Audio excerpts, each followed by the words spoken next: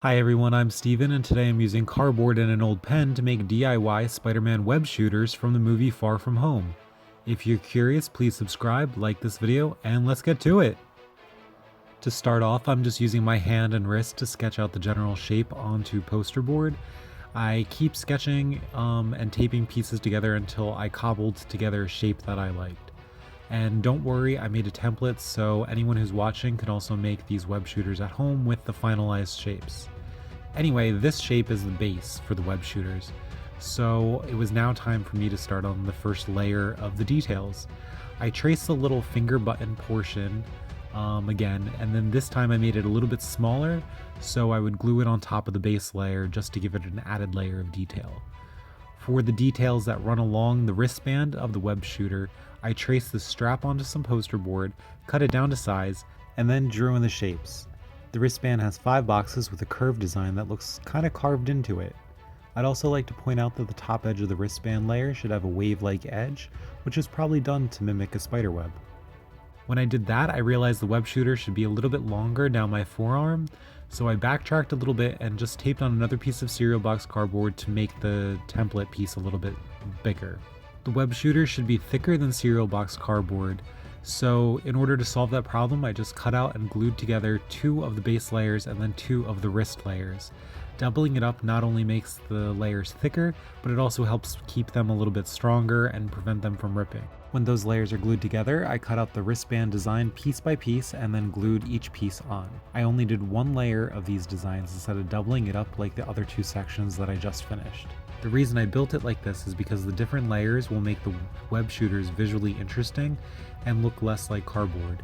The more neatly cut layers that are on the web shooters, the less likely it'll just look like a bunch of cardboard that's glued together. Anyway, I took my time with gluing and I tried to give all the cardboard pieces a curve as I glued it. Since it will go around my wrist, it's best to help it curve now than to try to bend it after all the glue is dried and hardened. I found that using super glue worked a lot better than hot glue, so definitely get some super glue for this project. After I super glued the wrist designs on, I then glued the wrist button down.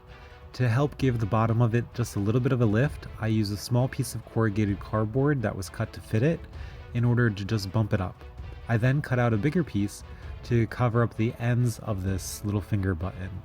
Once again, this just gives the web shooter an additional layer that helps it look a little bit more interesting once it's painted. In order to keep these cardboard web shooters on my wrists, I got hook and loop from the dollar store and cut the strips into the size that I needed.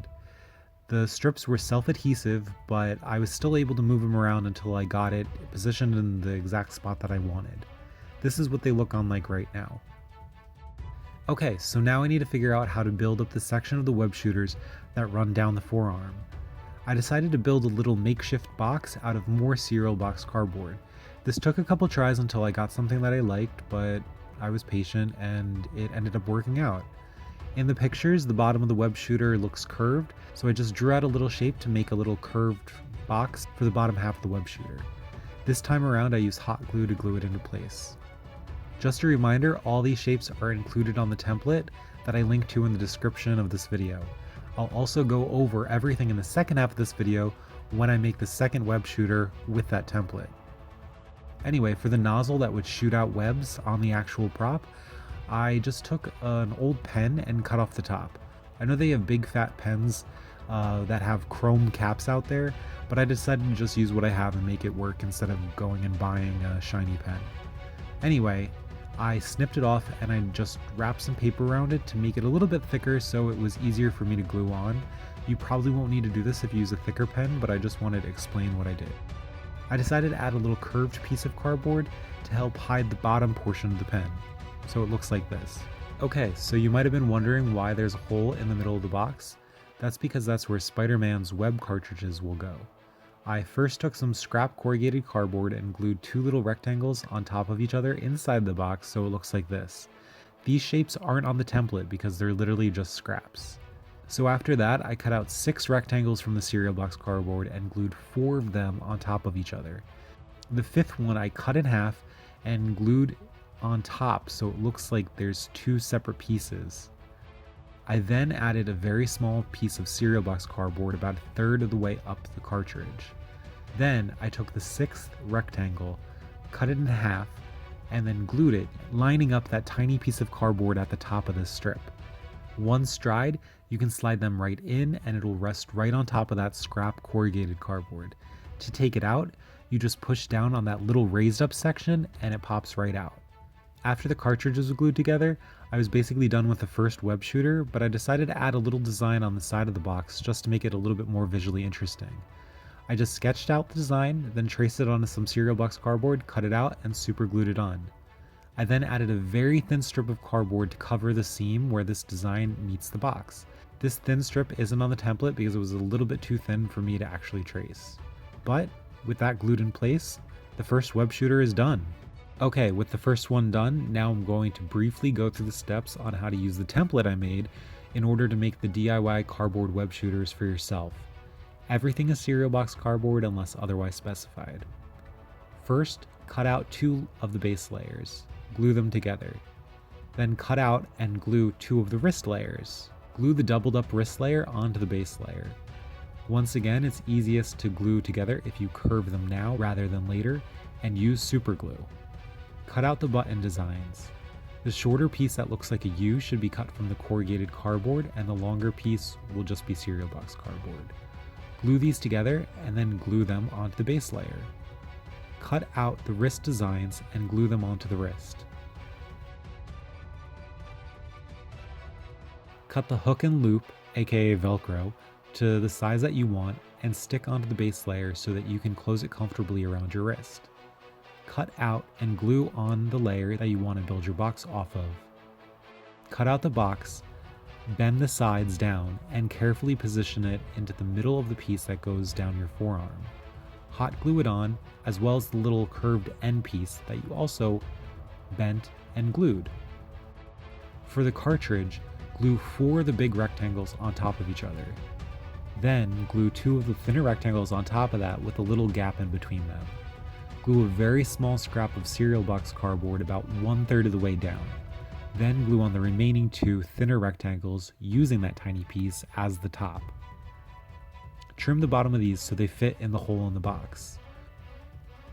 Hot glue 2 pieces of scrap corrugated cardboard inside the hole. Glue in the top of the pen and the curved piece of cardboard to cover the bottom half of it. Cut out the designs for the side of the box and glue them down. You might need to adjust these depending on where your box is positioned on the web shooter. Add a thin strip of cardboard to cover the seam between the design and the box if you want. Okay, so with both of them done, it's now time to paint.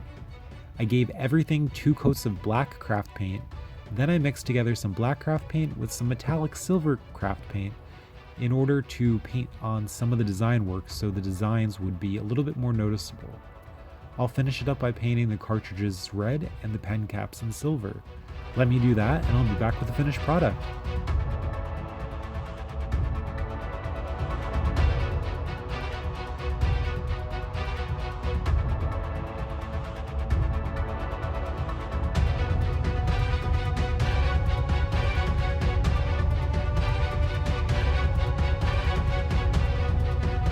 So there you have it, DIY Spider-Man web shooters made from cardboard and an old pen. The Velcro keeps them closed, and I really like how they turned out.